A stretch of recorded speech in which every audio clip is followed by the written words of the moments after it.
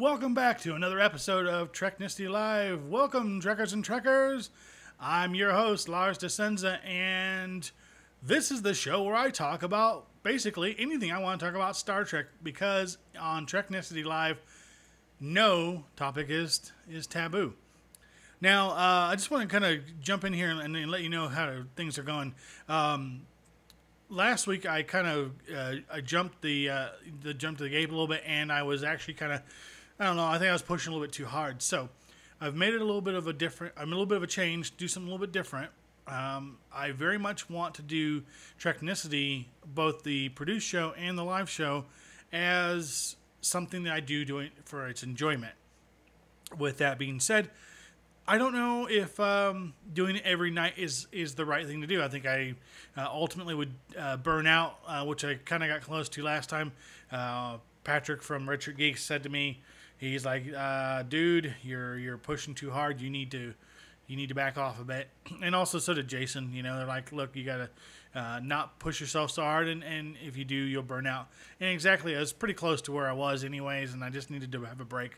So I thought, okay, I'm just gonna take it off the burner, have a little bit of a break, and come back to it fresh. So what I'm gonna be doing, this is the plan going forward at this point, is that Monday's show will be live, just like it is right now.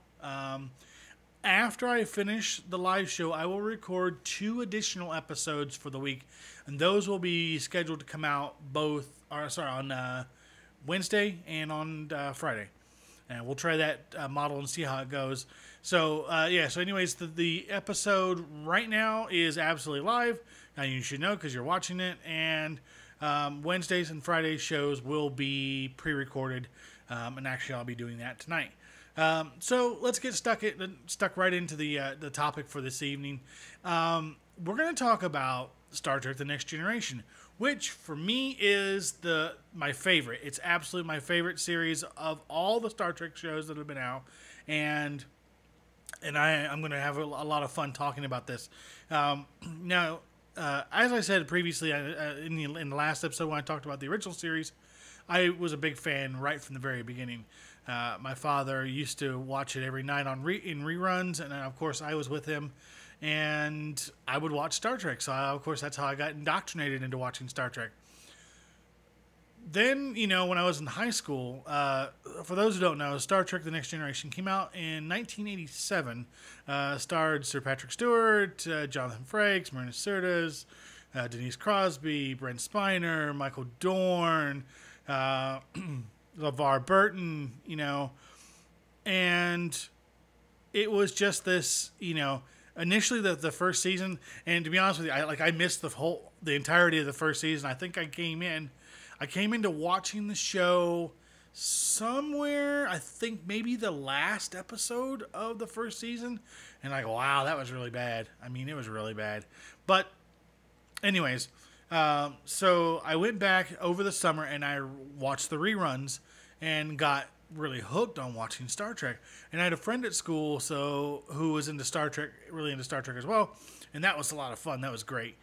So we would sit there and we would get together and during study hall or during breaks or whatever, or just in between, classes in the hallway, we'd talk about Star Trek: The Next Generation that week and what was going on. So the thing is, it was a really kind of a really corny, really cheesy show. I mean, it was really, really bad. And that being said, they were actually really surprised that they made it out of the second season.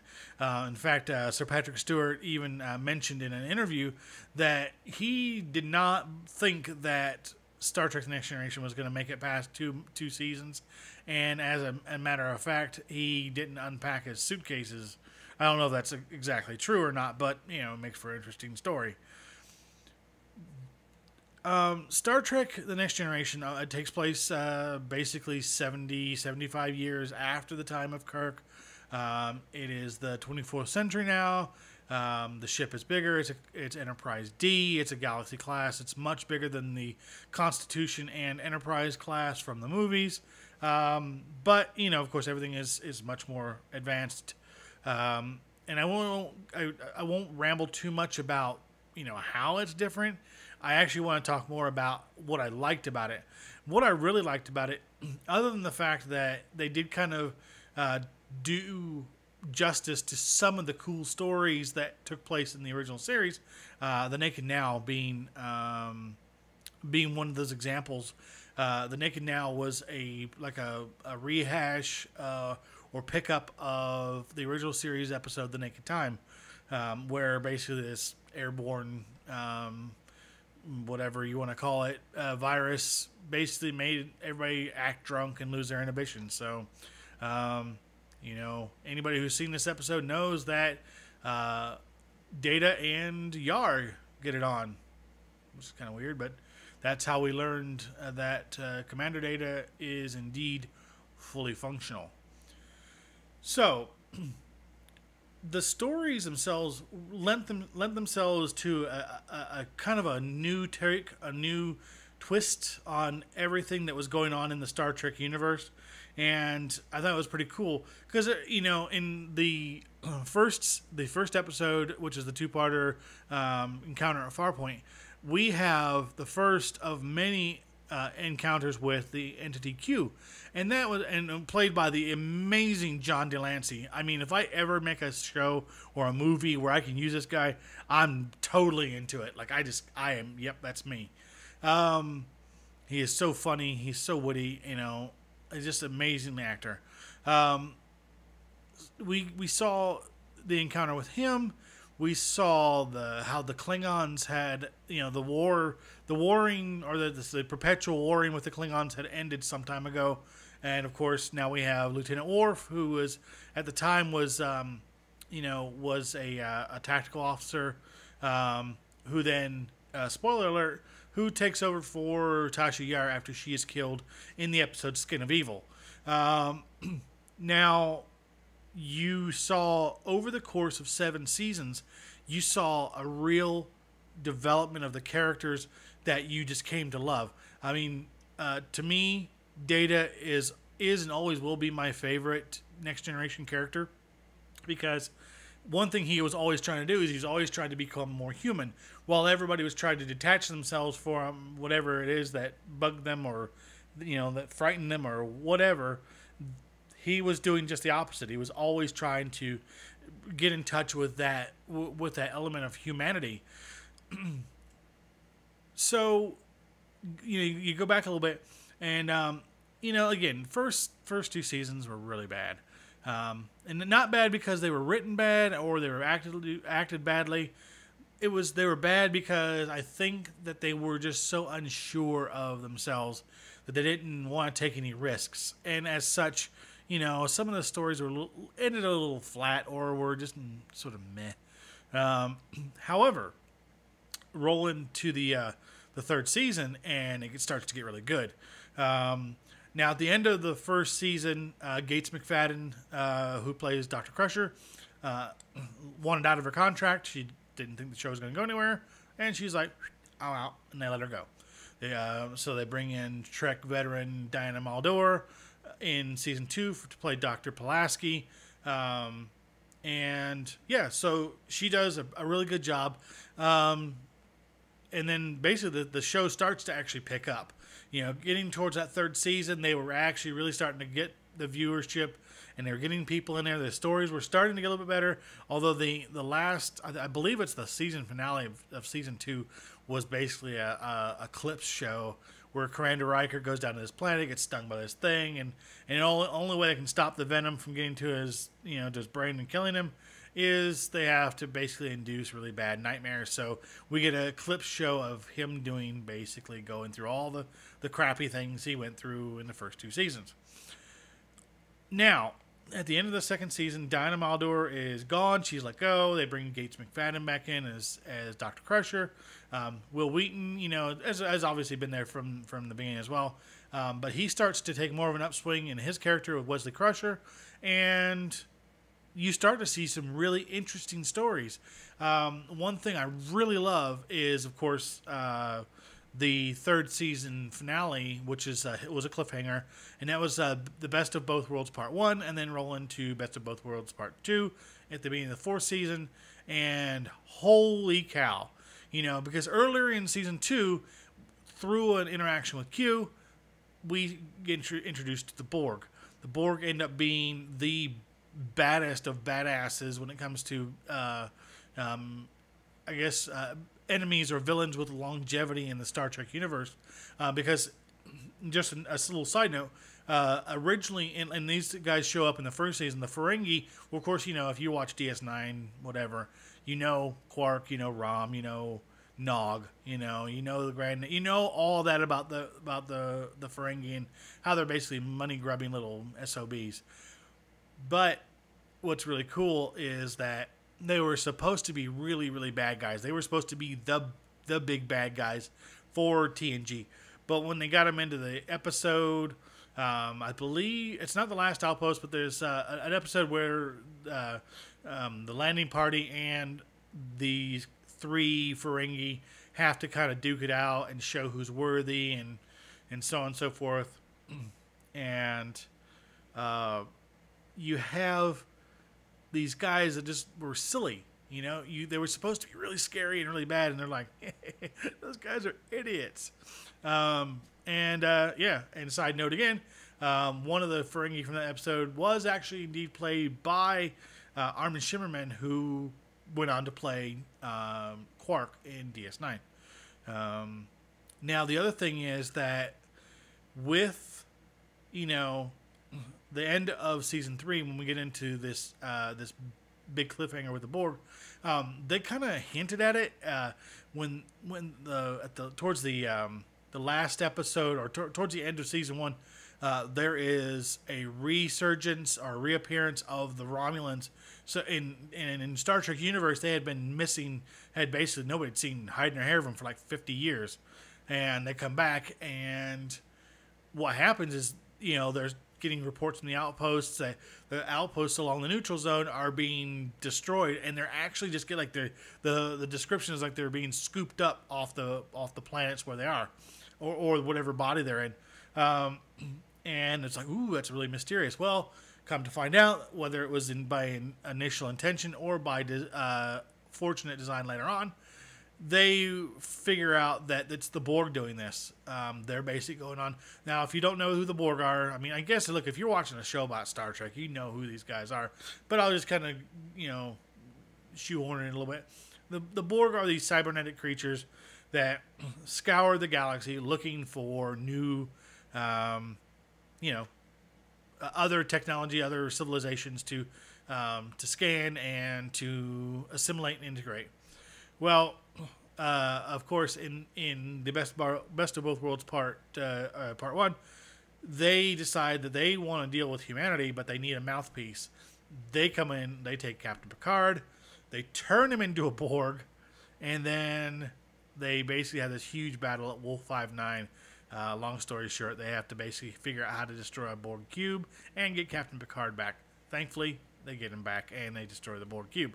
Of course, the Borg will appear again other times in TNG as well as in Voyager, and of course, one of my favorite Star Trek movies, which I will talk about in another episode, which is Star Trek First Contact, directed by Jonathan Frakes. Fantastic movie. Probably my favorite Star Trek action movie. So you've rolled out into season 4. Season 4 into 5. Memory serves me correctly. We have the resurgence of Data's evil twin brother, Lore, who was the first Soong android that was activated by Dr. Noonien Soong, who is their father. The thing is that Lore was programmed to have emotions, and unfortunately he was jealous. He ended up turning on the colonists where they lived to a crystalline entity, which then wiped out the colony, killed his father, supposedly, which we find out later he didn't. But yeah, there's we see Lore come in. We see him interacting with the Borg at some point. I know I'm kind of rushing through the show. I want to keep this a little bit upbeat and keep going through it. I don't want to drag this out forever. I'm already at 15 minutes for this episode. That being said, best episode of TNG that I've been told by other people is The Inner Light. We get to see Captain Picard basically live out an entire other life so that he could help spread the word of this race that died millennia before. Really awesome. I mean, it's very heartwarming. In fact, his character, who he takes over the life of, in that episode, the son of that character is actually played by Sir Patrick Stewart's son. There's so much in good stories as the series went along and it matured. We saw Measure of a Man, where Data is basically they put him on trial to determine whether or not he's actually a sentient being or whether he's property of Starfleet in their hardware and they can do with them as they please. They can clone 1 billion of them if they want, but they didn't. There was the episode Data's Day, where basically it's a monologue from Data for the entire episode. Fantastic, really good. There were a number of just fantastic maturing points in the series. I love the episode Lower Decks, where they followed followed some of the lower crewmen, like not just the officers, but the actual, the lower crewmen who were trying to get their way up, and that was really awesome. We saw the introduction of the Bajorans with Ensign Ro Laren. We saw the Klingon Civil War. We saw so much stuff. I mean, it's impossible for me to go through everything in one short episode. However, suffice to say, when they ended the series in 1994 with the episode All Good Things, it was appropriate that they brought back John Delancey to reprise his role as Q. And, of course, he's working with Captain Picard because some weird things are going on. Captain Picard is jumping back and forth between when he was at the Farpoint mission and then later on and then into the future. And he has to figure things out as he goes along. And that was really cool. I really liked that episode. Kind of a bummer that they ended after 7 seasons, because I thought that there would be a really good 8th season in there for them to run with, but they decided different and they kind of went about their ways. But what was really cool is afterwards, after the original series cast finished their run of movies with Star Trek VI: The Undiscovered Country, they brought in the TNG crew for their first feature film, which was Star Trek VII or Star Trek Generations. And of course, we went on to we had the aforementioned Star Trek First Contact, and then we had Star Trek Insurrection, and then we had what was deemed the franchise killer, nearly Star Trek Nemesis. But again, that stuff I'll talk about it in another episode. I'm just going to wrap things up here because I know that I've talked for almost 20 minutes about this, and I've probably just scratched the surface. But I will tell you that I love the series. My favorite. Some days when I was at home, if I was homesick from work or something like that, or I had a day off, or it was a holiday or something like that, I would sit there and watch episodes of TNG just to pass the day away, because I could never get tired of watching it. In fact, after I finished up tonight, I might even start watching it again. But that, anyways, I'm going to leave you with that.